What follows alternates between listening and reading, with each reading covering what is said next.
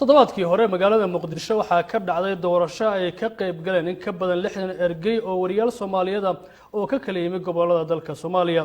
madal magaalada muqdisho ku taalana waxaa lagu doortay xubnaha sare ee ururka saxafiyiinta qaranka Soomaaliyeed ee NUSAJ.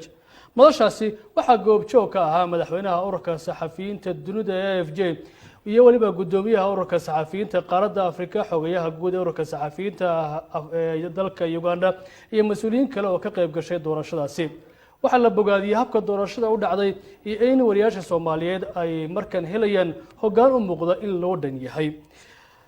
doorashadaasi waxaa gudoomiyaha golaha sare ee ururka saxafiyiinta qaranka Soomaaliyeed ahna madaxweynaha ururka NUSAJ loo doortay Awil Maxamuud iminka howlo shaqo ku jooga magaalada Nairobi. iminka ayuu stuudiyaha ugala sugan yahay. gudoomiyaha Awil soo dhawow marka hore. doorasho ayaa toddobaadkii hore gasheen Muqdisho aad ayaa loo bogaadiyay, bal haddaad faahfaahin ka bixiso doorashadaasi sida u dhacday. maxamed show aad baad u mahadsan tahay. sidoo kale waxaan u mahad celinayaa telefishinka caalamiga ee RTN. waa run toddobaadkii hore waxaa magaalada Muqdisho inoogu soo gabagaboobay shirweynihii shanaad ee ururka suxufiyiinta qaranka Soomaaliyeed ee NUSAJ. shirweynahaasi sida aad xustayba waxaa ka soo qayb galay wufuud caalamiya, waxaa hogaaminayay madaxweynaha ururka suxufiyiinta adduunka ee AFJ. waxaa wafdiga qayb ka ah madaxweynaha ururka suxufiyiinta qaaradda tan Afrika ee FAJ Sadiq, oo isaguna sidoo kale waxaa wafdiga qayb ka ahaa xogayaha ururka suxufiyiinta ee qaranka Uganda. sidoo kale xubno wafdiga kamid ah oo iyaguna kamid ahaa gudiyada fulinta ururada FAJ iyo AFJ ba iyaguna kamid ahaa. sidoo kale wufuud qaramada midowga xafiisyada kala duwan ka socday sida xafiiska ILO baa kamid ahaa. runtii waxaa halkaasi ka dhacday goobjoogna caalamku u ahaa doorasho xor oo xalaal ah oo ay ku doorteen maamulkii hogaamin lahaa 3 sano ee soo socota. halkaas waxaa ka soo qayb galay wariyaal gaaraya 66 ergey oo ka kala yimid gobolada dalka Soomaaliya iyo caasimadda oo saldhigga iyadoo martigelinaysay. runtii si guul ah buu ku soo gabagaboobay. bacda doorashada dardaaran iyo shirar gaargaar ah iska socday oo xubnaha fulinta iyo maamulka sare ay lahaayeen, kadibna ergadii baa sidii lagu amba bixiyay. marka shirku guul buu noogu soo dhamaaday guud ahaanba. marka Awil, NUSAJ dhowr iyo 10 sano ayay ahayd ururka saxafiyiinta qaranka Soomaaliyeed oo dabcan madaxda NUSAJ ka midana ay kamid yihiin AFJ oo xogayaha guud uu kamid yahay. marka doorashada maxay kaga duwaneed doorashooyinka hore? runtii waxay kaga duwaneed kagana xamaasad badnayd.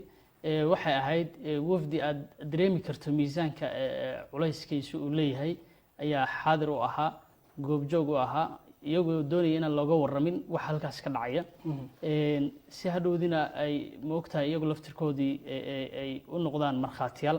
marka way ka miisaan iyo mugu cuslayd doorashooyinkii hore u soo dhici jiray oo dabcan ku koobnayd kaliya xubnaha isdooranaya iyo ergada oo kaliya.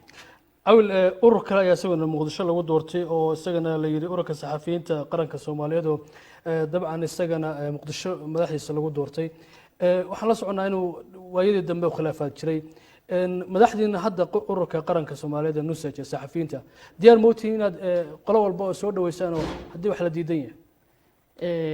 aad baa mahadsantahay maxamed baasho, waa su'aal muhiim ah.